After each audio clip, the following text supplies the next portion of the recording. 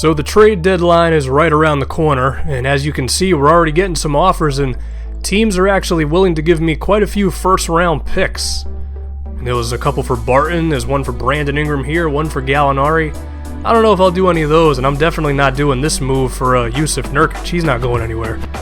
But speaking of Will Barton, he's still playing the backup point guard for us because Moutier's still hurt.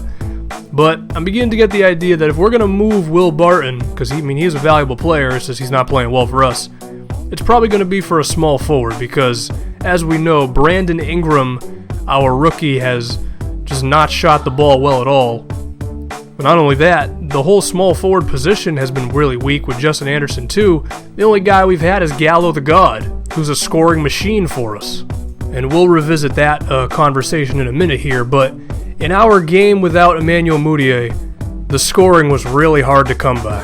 Which is why, as I mentioned before, Gallinari will now be in the starting lineup with Mudiay not in there, and it might continue once Mudiay comes back, we don't know. Of course, this means we are entrusting Nigel Hayes, but with his performances lately, I'm comfortable with that, with him being the scorer off the bench. But I would also like to get Nurkic more involved as well, But now let's revisit this Will Barton trade conversation. I'm going to be honest with you guys, the one player that I'm looking to acquire this offseason is Shabazz Muhammad, who I actually think is the right age and the type of scorer that we could use at the shooting guard spot. And his contract, it's not restricted, he will be a free agent. And I honestly think that KJ McDaniels is versatile enough to where we can move him to the backup small forward position. So that might be the way we solve our wings with Gallinari starting and KJ coming off the bench. It's a weird discussion, our wing situation at the moment. But we have to deal with the fact that we still have to play without Mudiay in the lineup for one game against the Indiana Pacers. So hopefully Moutier's back in the lineup quickly because I just want my day to be easier. But Thad Young, he gets a green release, and this time he actually makes it because he's the king of getting green releases and missing. And then Gallinari, you know his points are going to be in abundance this game. The guy shoots all the damn time anyway. Now he's got a reason with Mudiay not in there. However, someone falls asleep defensively and Paul George says, well, okay, I guess I'll take these 3 points. We were nowhere to be found on that one. But then I can say confidently that I'm the one who messes up here because I call upon Gary Harris to try to score in the paint. That goes about as well as you would expect it to go, which means it didn't go well at all. And Indiana, they were preaching fast break when they built this roster, so they're pretty damn good going down the end of the floor. Now it's time for the battle of the two best-looking players in the NBA, Yusuf Nurkic and Timofey Mozgov. I don't know why Nigel Hayes is this close to me, but it works out because Nurkic just dunked on Mozgov's head. Why isn't he on the Cavs anymore? I don't know, but those are the kind of things that I need Nurkic to do. And now notice KJ McDaniels on Paul George here. I just said he could play small forward. He had a decent defensive job there. Then we just kind of mess it up because we can't grab a rebound, but that's the reason why I say I think KJ McDaniels could become our backup small forward, which means I could trade Will Barton for a shooting guard rather than a 3. Or we just keep the Shabazz Muhammad free agency plan going. Anyway, Gallinari's getting a pick and roll. Gallo the God, who I'm sure was delighted to know that he'd be shooting the ball more.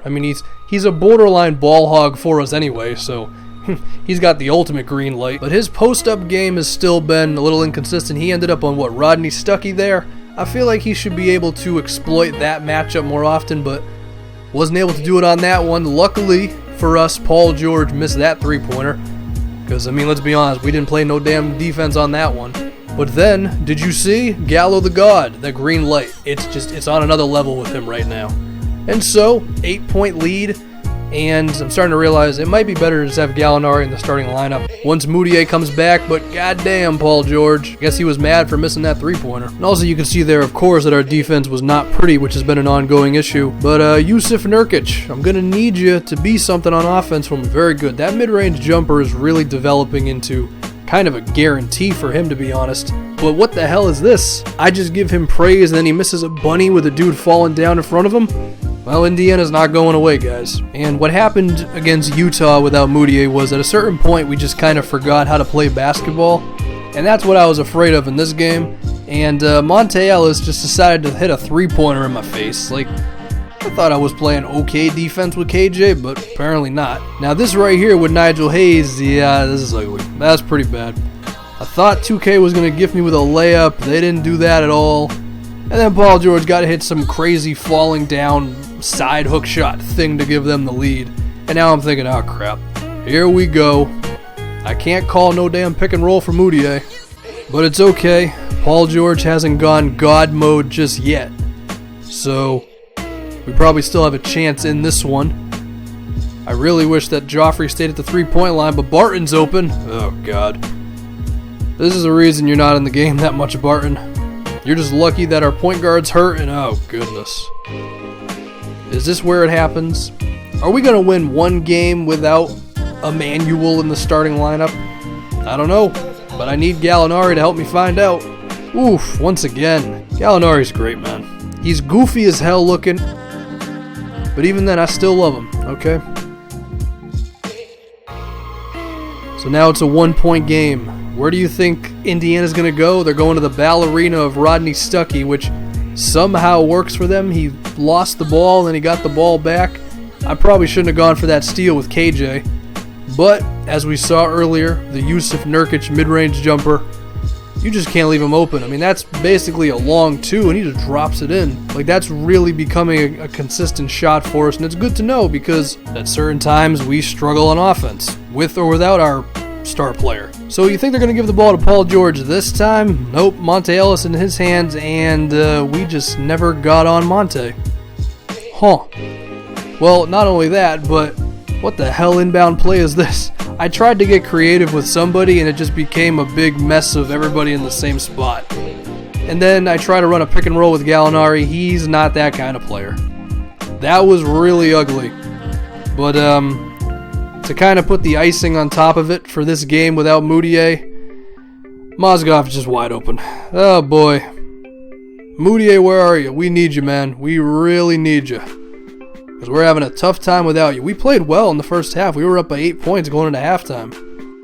Well, we just kind of lost in the fourth quarter. I think I want to run more plays for guys who are not doing as well, like Justin Anderson, and maybe Gary Harris can give us some more offense, although he missed kind of like a bunny layup in this one.